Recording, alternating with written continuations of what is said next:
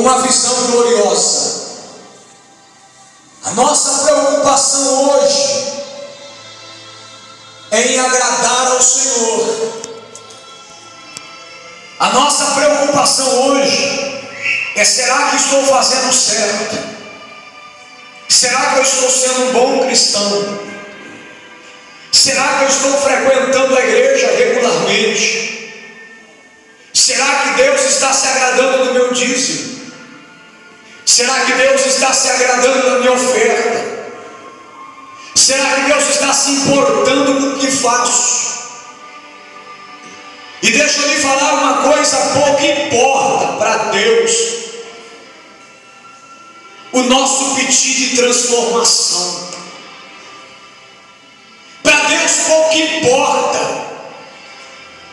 o quanto nós falamos para Ele que queremos mudar, se transformar. O evangelista Jefferson: como assim pouco importa para Deus? Porque palavras sem atitude são palavras. Ele aprendeu a compartilhar aquilo que ele havia aprendido. Quando ele ouve a voz de Deus, ele tem saudade desta voz que um dia ele, na mesma idade de Samuel, havia ouvido literalmente. Só que nós vamos ficando mais velhos, nós não vamos ficando crentes velhos, nós vamos ficando velhos crentes, que não ouvem mais a voz de Deus. A preocupação hoje, Felipe, é com quanto eu consigo ler a Bíblia.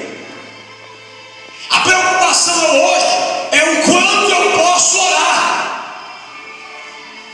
Eu aprendi algo, eu quero compartilhar com vocês. Estava falando com a minha esposa nessa semana. Eu falei: eu aprendi algo muito forte, coloquei em prática na minha vida. Não é os anos, o tempo e as horas que nós passamos de joelhos. Se você marcar 7 minutos, você viu o louvor que foi cantado? Se você marcar 7 minutos com Deus, independente se é de joelho ou não, você aprende a ter uma particularidade com Deus. Porque muitos de nós estamos preocupados com o espaço da oração, da leitura e coisas semelhantes, e estamos se esquecendo de ter intimidade com o Senhor. Orar muito não significa que eu sou íntimo de Deus. Ler muito a palavra não identifica que eu tenho intimidade com Deus. Ter intimidade com Deus é você reservar o mínimo de tempo que você tem para dedicá-lo a Deus. Porque quando nós estamos preocupados, se você montar um relógio de oração, você toda hora vai olhar no relógio e parece que a hora não passa. Se você abre uma campanha e diz: eu vou orar meia hora, você ora 10 e acha que orou 40 minutos. Porque você estabeleceu uma regra. E ter intimidade com Deus não envolve tempo cronometrado. Ter intimidade com Deus não diz o quanto que eu tenho que cronometrar o meu relacionamento com Deus. Pode ser que você cronometre 10 minutos, daqui a pouco o seu quarto se enche da graça, quando você vê já é meia hora. Porque você não cronometra com Deus. Para ter intimidade com o Espírito Santo, nós temos que se esquecer da hora, do tempo, dos minutos, dos milésimos de segundos, para dedicarmos a nossa vida ao Senhor. Presta atenção. Quando Jesus viu Pedro fazer algo, William, que arrepiou o Senhor como homem, Jesus chamou Pedro, Tiago e João para fazer o quê? Orar. Alguém sabe? Orar. Orar. Em algumas Bíblias está mais do que claro dizendo que quando Jesus chamou Pedro, a palavra foi esta: não podes velar por mim. Você sabe o que é a palavra velar? Nada a ver ter com oração. Você sabe o que é velar? Velar é vigiar. Jesus, quando disse para Pedro, Tiago e João, fica aqui, ele está dizendo: não me incomode. Daqui a pouco os soldados romanos estão chegando por aí, Paulo, e eu estou orando. Não me incomode. Se os soldados romanos entrarem aqui para tomar a minha vida, não deixem ele entrar, porque eu estou orando. E Jesus precisava de alguém para vigiar a entrada do Getsemane, para não ser incomodado. Nós botamos um espaço de oração, mas nós esquecemos de montar uma torre de vigilância para não ser incomodado. Jesus é um tipo, aquele lugar é um tipo de mente. Pedro são as armas que Deus nos dá para que nós não sejamos incomodados quando entramos num particular com Deus. Porque quando você entra num particular, a tua mente funciona e os maus pensamentos te incomodam, te atrapalham, e é por isso que você não consegue orar e o tempo do relógio não passa, porque não existe uma vigilância na porta deste Getsemane para que você fique a sós com Deus.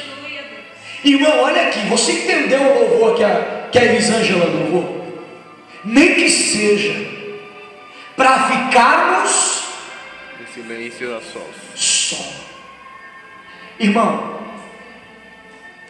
o quanto é difícil você sentar alguém perto de alguém que não é conhecido. Você consegue ter o mesmo compromisso ou conversa com alguém que você não conhece? Se senta alguém do teu lado que não sabe, não te conhece, não conhece você, você vai trocar algumas palavras e não vai ter mais diálogo. O máximo que você vai falar é todo dia, tudo bem, como é que vai, você mora onde? Acabou o diálogo, porque você não conhece essa pessoa. Mas ficar em silêncio com alguém que se conhece. O louvor está dizendo assim: para você não falar besteiras, para você não pensar besteiras, fique em silêncio comigo. Aleluia. Entre no particular em silêncio com Deus. Por várias vezes na minha vida eu entendi que 7 minutos com Deus. Sabe qual é a mensagem que eu quero trazer para o seu William hoje? Ore menos e converse mais com Deus. Quem está entendendo, diga glória a Deus. Glória a Deus. Você pode até dizer: peraí, conversar e orar é a mesma coisa. A maioria de nós dobramos os joelhos e só reclamamos.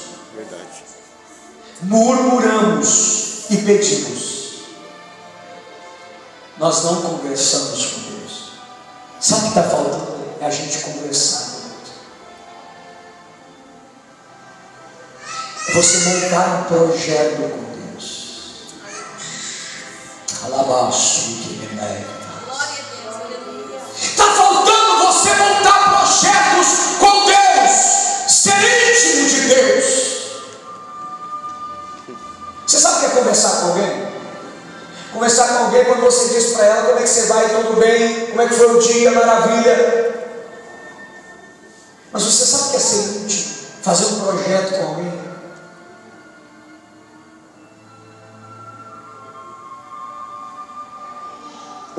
Hoje, desde ontem, eu e minha esposa, a gente está fazendo os negócios lá em casa.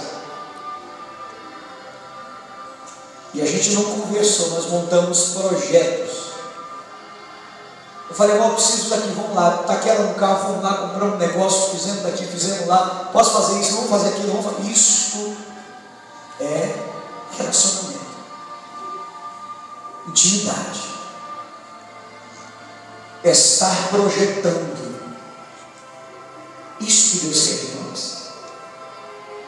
Deus quer que vocês participem dos seus projetos.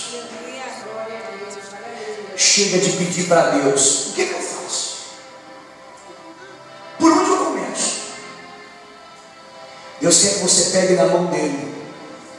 E ele diz, meu filho, isso aqui, gostei sim. Vamos colocar? Vamos fazer isso?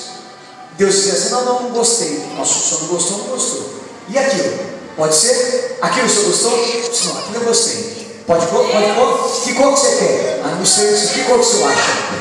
Qual cor é melhor para o senhor? Não sei, você está escolhendo. Mas aquele ali e aquilo, não, aquele ali, Deus ele quer assim, não. Que ele diga não, você diz tá bom. Que ele diz sim, você diz tá bom. Que ele diz talvez, você diz tá bom. Ele quer que você compartilhe e pare de brigar os seus projetos. E pare de enfrentá-lo por aquilo que ele disse não, ou por aquilo que ele disse sim. Nós estamos achando que Deus é um Deus carrasco quando ele disse não, mas a gente gosta de fazer culto de ação de graça quando ele diz sim. E por que a gente não faz um culto de ação de graça quando ele diz não?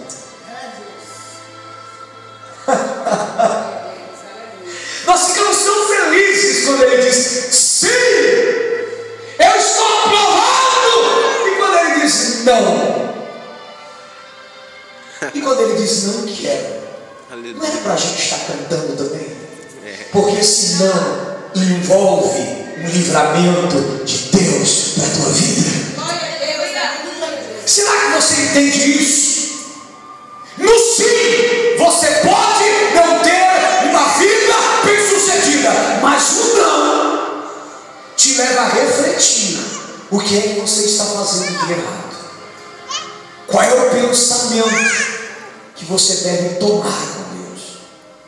Qual é o posicionamento que você deve ter com o Senhor?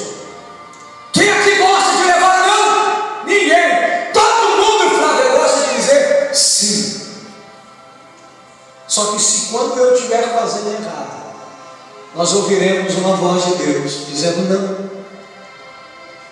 Posso fazer isso, Deus? Se não estiver na vontade de Deus, você vai ouvir um não bem quente e gostoso do céu. Não. Você insiste porque você quer. Mas Deus está dizendo não. Não. Minha filha, quando ela apronta, ela sabe que aprontou. A gente chega perto dela, coloca as mãos para trás. Né? A pequena é assim também. Ela põe a mão, fica desconfiada, põe a mão na boca. E eu falo, não. Ela não faz mais. Porque o papai aqui pega a mãozinha e faz pá. Às vezes eu não preciso nem bater. Às vezes eu só pego o chinelo e põe a língua para fora assim. Ela já sabe que não pode fazer errado. Mas quando ela quer tomar algo e quer receber um sim, ela faz por onde? Ela diz, papai, eu te amo. Aí dá um beijo no meu rosto. Aí pede o que ela quer. Você não entendeu? Tem gente que bate o pé, grita com Deus e depois pede. Não é assim. Você primeiro diz uma palavra que o agrada, aí depois você pede. Aleluia. Minha filha primeiro me dá um beijo, diz papai te amo, depois ela pede. Deus está dizendo, quanta gente faz o contrário. Pede e depois diz que me ama. É o contrário. Diga que me ama, depois você pensa. Porque depois que você dizer para Deus que Ele é o teu amor, que você o ama, que você é apaixonado pelos projetos de Deus, nunca mais você vai ficar fora daquilo que Deus estabeleceu para a tua vida. Você pode dizer glória a Deus por essa palavra? 7 minutos com Deus pode mudar a tua vida. 7 minutos com Deus pode mudar a tua história. Se Se hoje você se trancar no teu quarto e de madrugada você orar 7 minutos, eu não vou falar para você que você é um crente que não sabe orar. Eu vou dizer para você, parabéns, porque começa assim. Quando você dobra o joelho e estabelece para Deus, hoje eu vou orar 40 minutos. Você mentiu. Você orou 40 minutos, mas o seu coração estava